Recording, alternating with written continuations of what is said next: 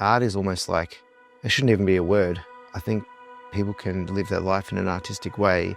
It's almost religious, but then it's almost very common and unmagical.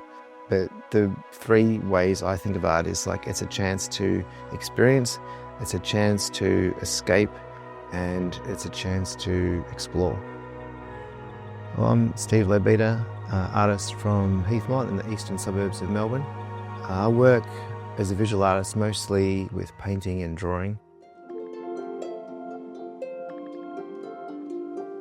The way I work is drawing in inspiration from everywhere, which is probably part of the freedom of it. I don't feel like when I'm coming to work in the studio that I've got a job to do in a certain way for a certain audience. And I'm really proud of that. I'm still able to surprise myself and go with whatever I'm feeling.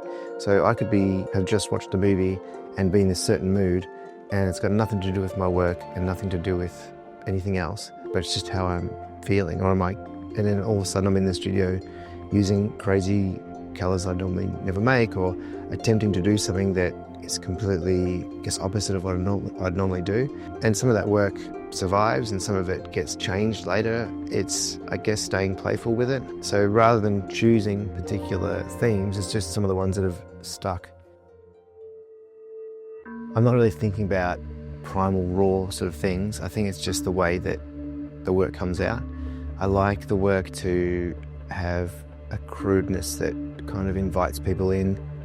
It's not always completely finished in the way it looks. It's a bit process-wise. It's like you can get inspiration from anywhere, but it's putting it all together is, I guess, it happens on the fly. Like I have an idea that I'm working on, and sometimes it's just experimenting and sort of surprising myself. So being on the edge of what I think I can control is where I'm happiest, because things can get really exciting. They can also be a disaster, but I like being in that area where it's sort of thrilling and exhilarating.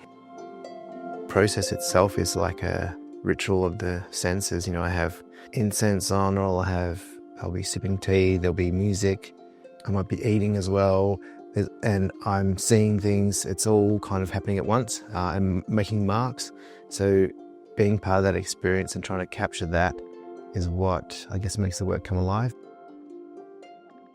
I guess the polarization, there's a few reasons for that. Some of it is because people often want to see work that is, they're like, well, this just seems quite naive and childish and or can do. And so that is one area that people get polarized from or have strong reactions from, negatively. But soon enough, they can feel the emotion, just like in children's drawings where the emotion is so raw and so direct that you can't deny it. So if I can get to that point, then it transcends all the ideas of what art's supposed to be. Another part of, I guess, what can polarize people is my subject matter. Sometimes I'd like to strip things back visually, so I'm about, one of my areas that I kind of always exploring is like inner beauty. But it's not my intention to shock people. That would be easy to do if I wanted to, but I do want them to feel something strong and something that they can't really explain. If I'm doing my job right, people will feel something that they can attempt to talk about, but they won't fully get there, and then that means that my work is in an interesting place. People sometimes lose what they were as kids because they're trying to get along and they're trying to grow, they're trying to learn, and somehow it gets learned out of us, or either look to kids for inspiration or remember what you were like and what you still are inside. It's just, if you lose that child, you just need to somehow reconnect, because if you lose that child, then you've lost you.